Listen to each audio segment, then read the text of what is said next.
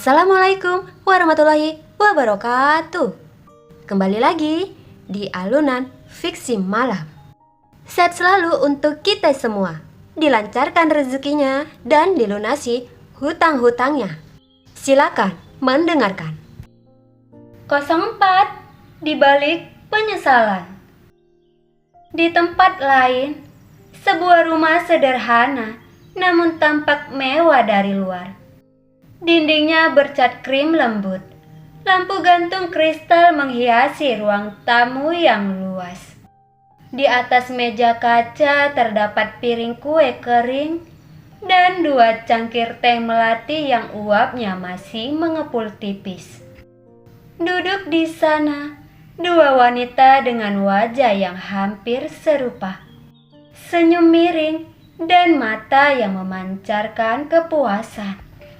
Ratna, wanita parubaya berusia 50 tahun, mengenakan daster batik dan perhiasan mencolok di jari-jarinya.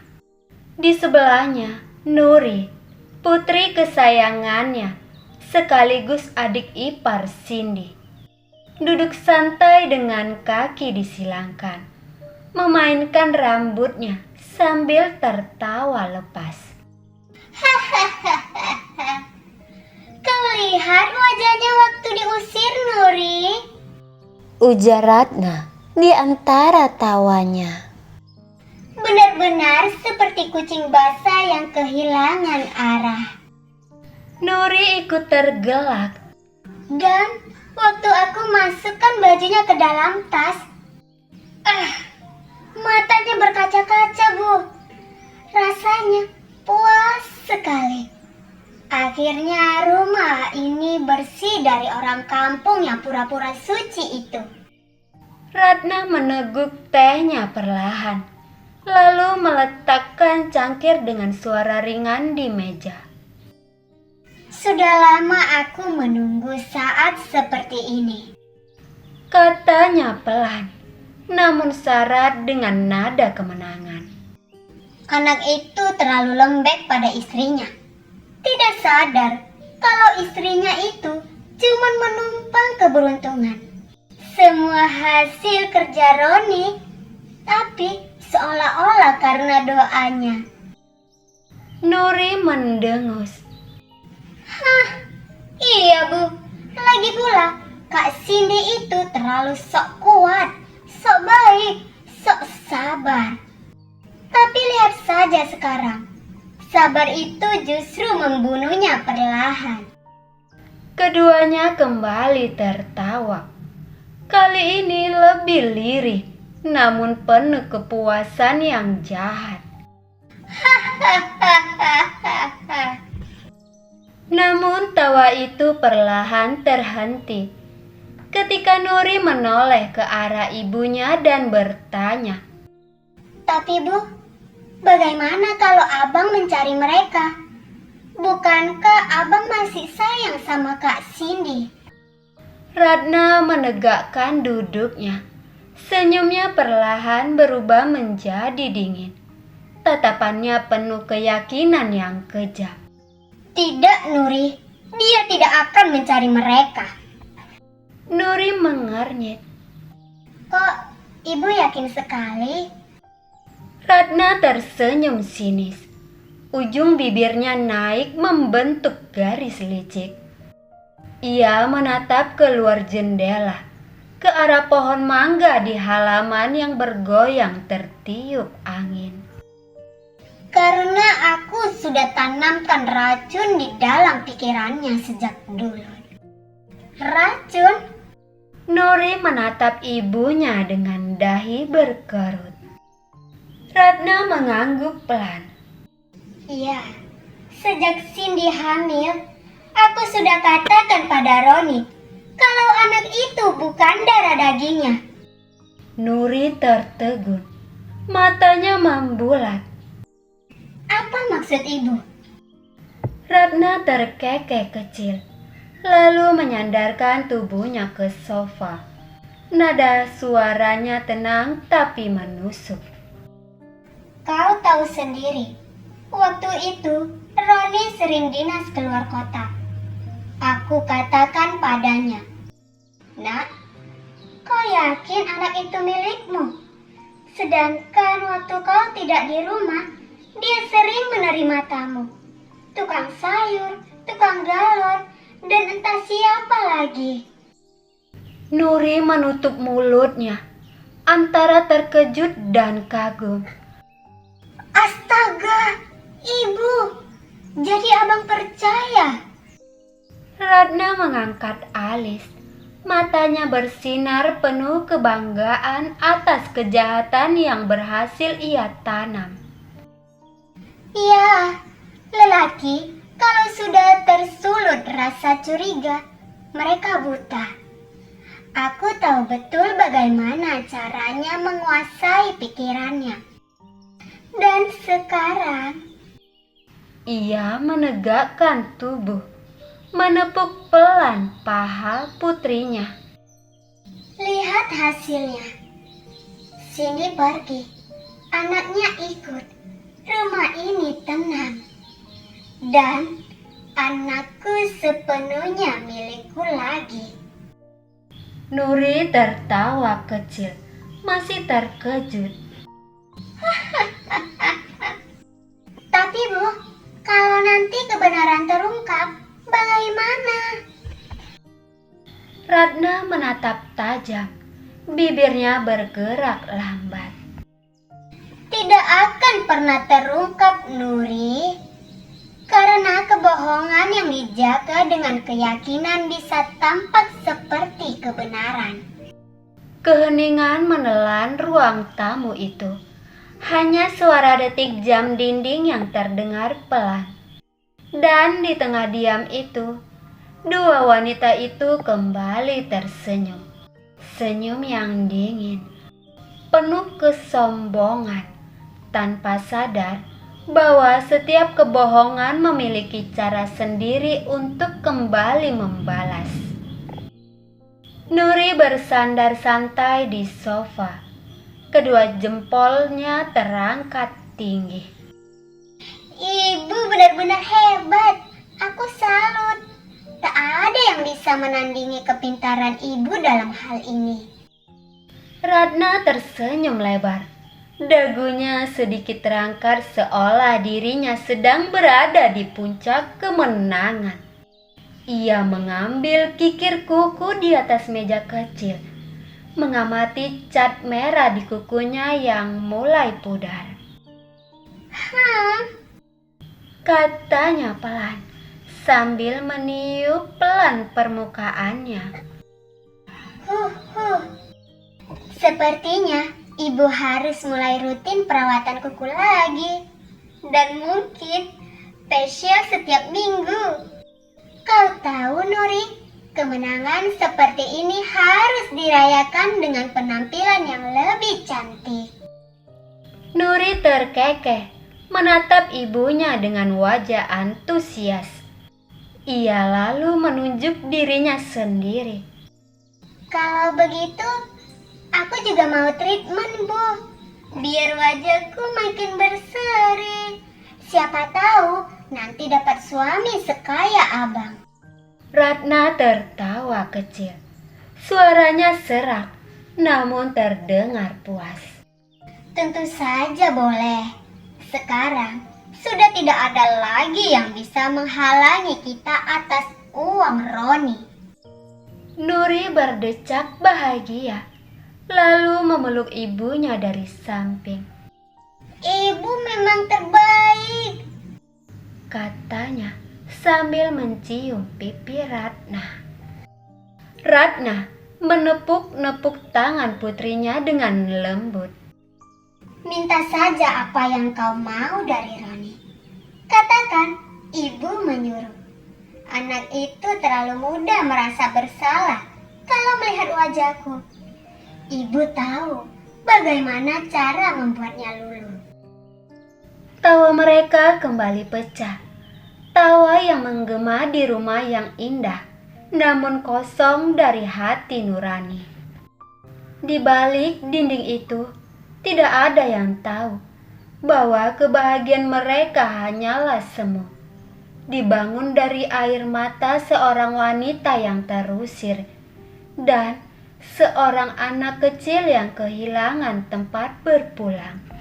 Sementara itu, di sebuah gedung perkantoran yang tak terlalu jauh dari rumah itu, Roni duduk di meja kerjanya. Lampu neon di atas kepala terasa terlalu terang untuk matanya yang lelah. Tumpukan berkas di depan monitor tidak juga berkurang, meski jam sudah menunjukkan pukul 8 malam. Ia bersandar ke kursi, menatap kosong layar komputer yang kini hanya menampilkan bayangan wajahnya sendiri. Pucat, kusut, dan lelah. Tangannya terangkat, menutupi wajah.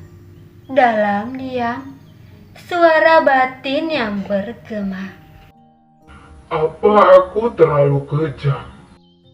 Kata itu berputar-putar di kepalanya.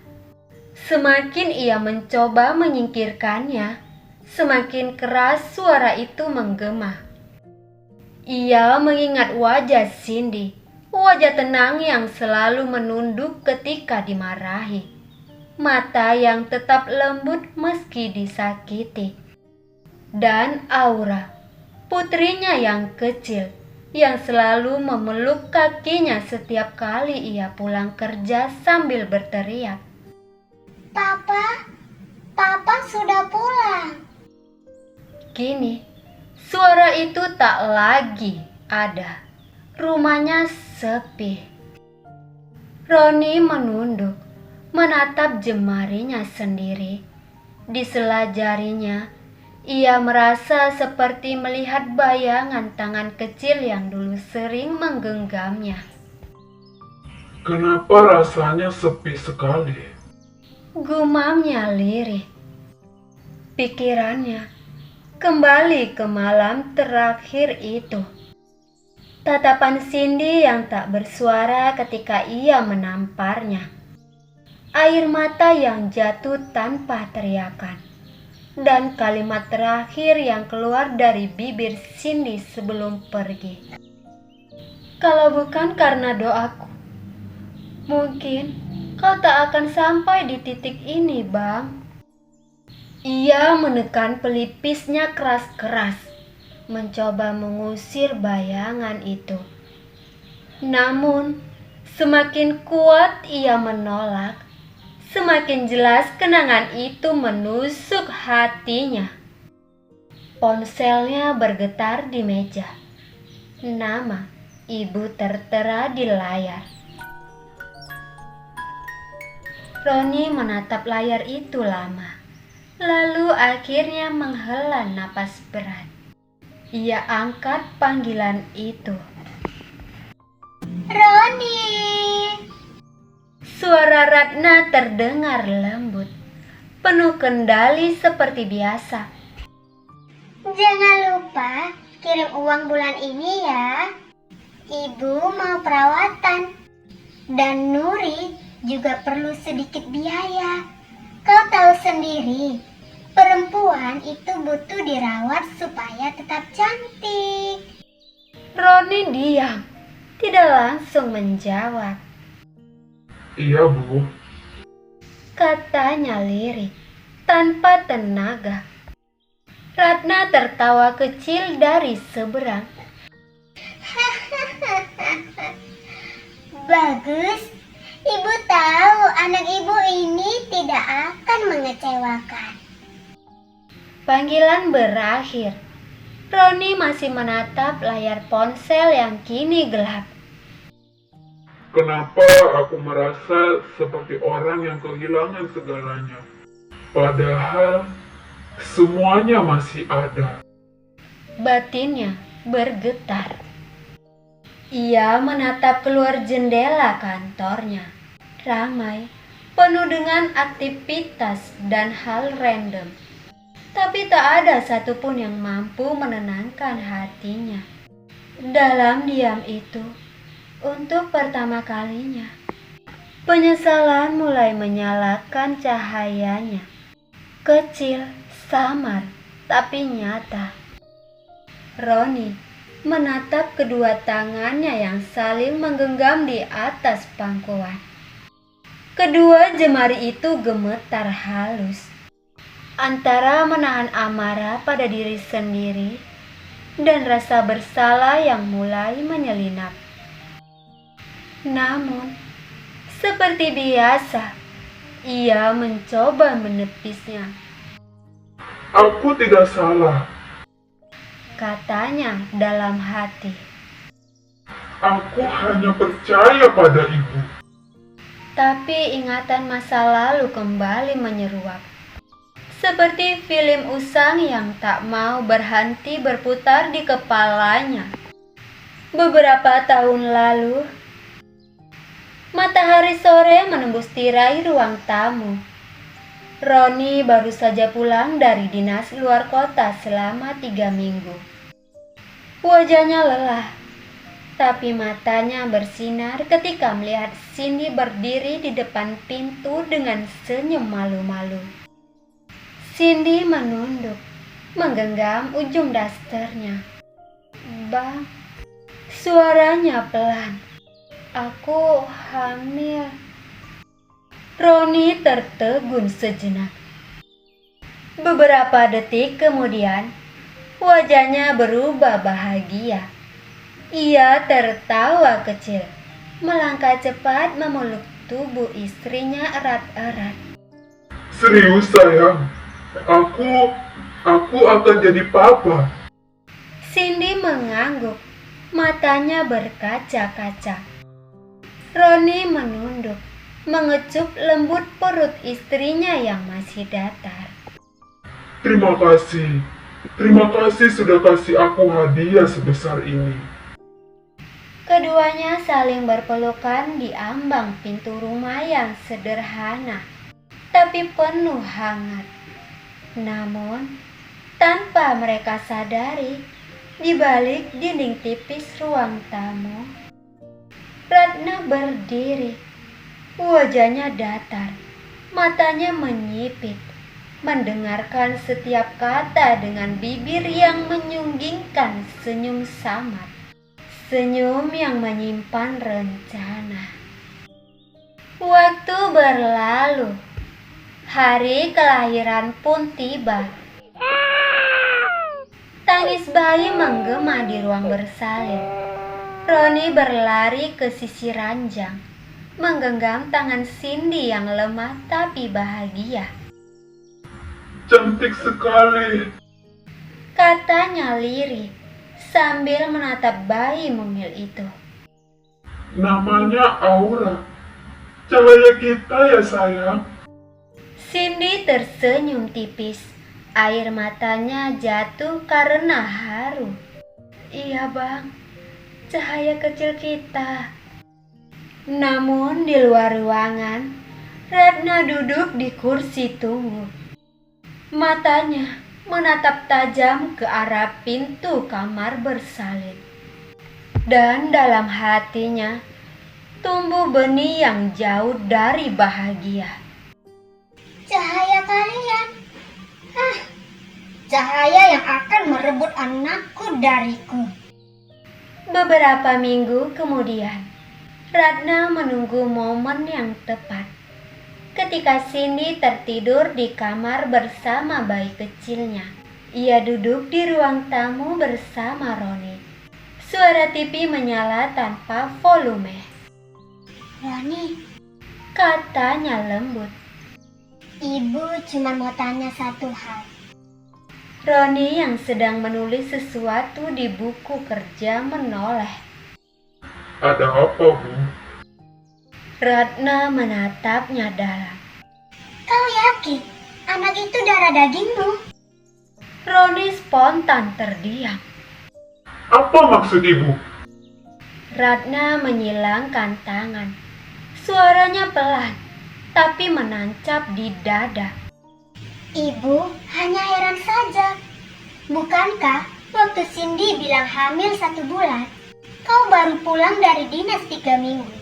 Sedangkan sebelum berangkat, kau sendiri bilang sibuk. Bahkan Seminggu penuh hampir tak sempat menyentuh istrimu. Roni mematung. Matanya menatap kosong. Mencoba mengingat. Bisa aja, Bu. Aku suaminya. Aku tahu waktunya. Katanya dengan nada datar. Tapi Ratna tak berhenti. Ia mencondongkan tubuh, berbisik seolah membawa rahasia besar. Roni, ibu tidak mau kau disakiti perempuan itu. Ibu pernah lihat sendiri. Waktu kau di luar kota, ada tukang galon yang sering datang. Kadang sore, kadang malam. Kau pikir ibu tidak curiga? Roni terbelalak. Tukang galon. Tapi itu... Ratna cepat memotong. Iya, mungkin memang hanya tukang galon. Tapi, anakku, ibu ini perempuan. Ibu tahu kalau perempuan yang baik tidak akan menerima tamu laki-laki sendirian. Apalagi di rumah tanpa suami. Suasana hening. Detik jam dinding terdengar jelas. Roni menggigit bibir bawahnya. Dalam hatinya, perasaan ragu mulai merayap kecil tapi tajam. Dan Ratna tahu, itu tanda racunnya mulai bekerja. Ia menepuk lembut tangan putranya.